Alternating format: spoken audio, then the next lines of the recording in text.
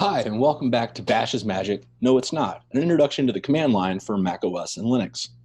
Here in part 4, we're going to talk about making, moving, and deleting things. So let's go ahead and get going. Here we are at a terminal at our prompt. I can type pwd and see that I'm in my training folder, which I already knew because it was actually displayed right here. And the very first thing I'm going to do is an ls-a and see that there's nothing here. Well, let's make a new folder. So to make a new folder, we're going to actually make a new directory, which is mkdir. And let's go ahead and call this new folder 1. Now if I do an ls, I see that I have a new folder 1. Now, go ahead and do a quick clearer here. Now, I could create a second folder here, but I could also create a folder inside of that folder. So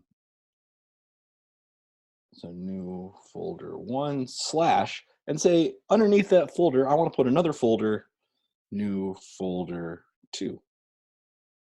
And if we change directory into new folder 1, do an ls, we see that new folder 2 is in there. And if we changed into new folder 2,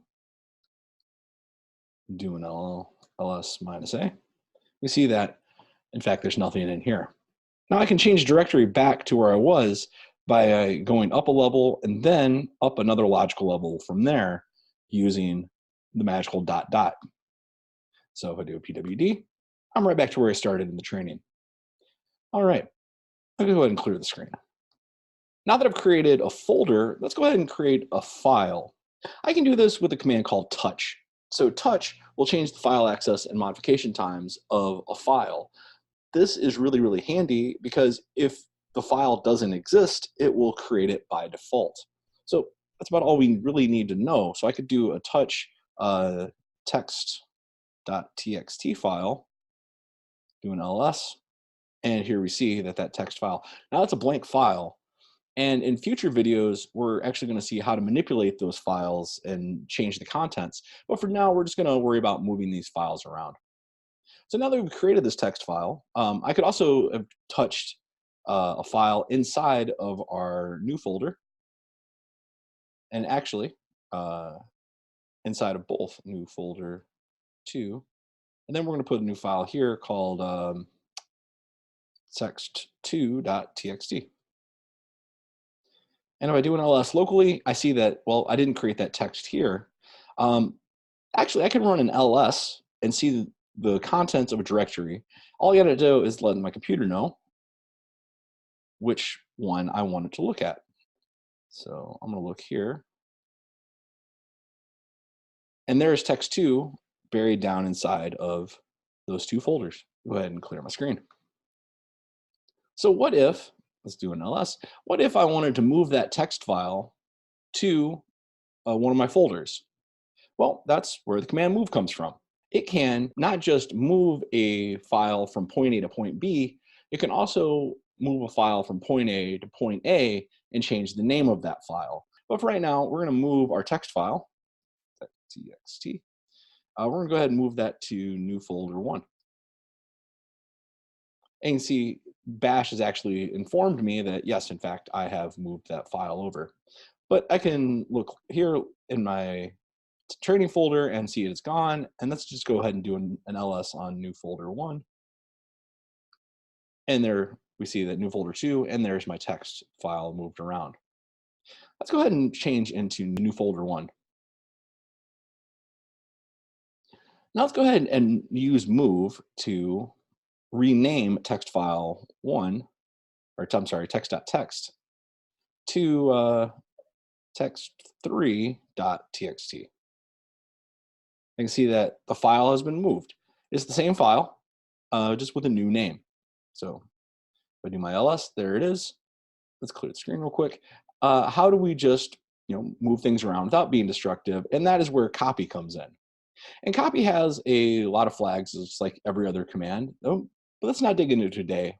Most of the time, we're just going to use copy to copy. So text file.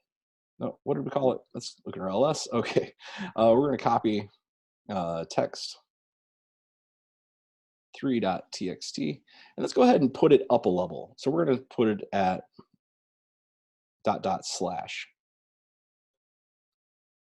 And what it's done is, well, we have our original copy that's here, and we change directory up one level. We will see that it's there as well. So all we've done is copy it over. This is extremely handy if you're copying from one device onto another, or from a flash drive or a CD. You can just tell the computer everything you want to copy, and it will just do all the lifting for you. When we get into tips and tricks in a later video, we can see we can combine this with a wildcard character and make all of our files with a certain extension or that begin with a certain phrase move in sync together. So moving things around and copying things isn't destructive at all. But let's get into actually the first real dangerous territory of using the command line, and that is RM. You remember back in an earlier part, we talked briefly about that hoax where a person deleted their entire business. They did that by using RM. RM simply means remove. So let's see what files are in here. I'm going to go ahead and destroy text3.txt by doing RM.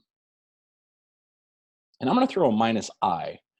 -i means interactive. It should ask me if I want to delete it or not. Oop, I mistyped it.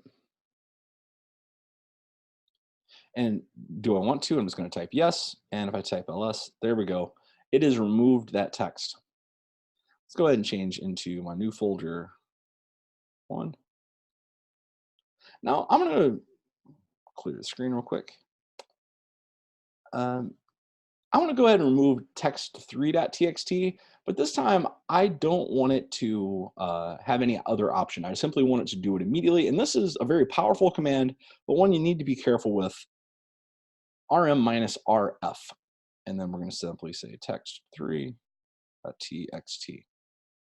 And just like that, it is gone. So what are those letters I put in there? RM-RF. Well, that means recursively and force. Recursively means everything in that folder and below it. So there we removed a file with it, but I can also remove our directory. So I'm going to go ahead and RM-RF, our new folder 2. Well, before we do that, actually, let's ls and see what's in there. So we have a text2.txt, but I'm going to RM-RF, the new folder itself, folder 2. And just like that, we can see it's gone. You can see hidden files, it's gone. And that means that the text file that was inside this folder is gone as well. So the real danger here is you can put some crazy character like that you would do something like RM-RF /, which would delete the root folder and everything underneath it. Or you can use a wildcard character and delete everything on the system. That is a danger of it, but the real danger is that you're going to accidentally delete things that you might have not meant to delete, and there's no undo. From RM-RF, if it's gone, it is simply gone. Come back next time, and we're going to actually talk about how to read the contents of files and how to manipulate the contents of files.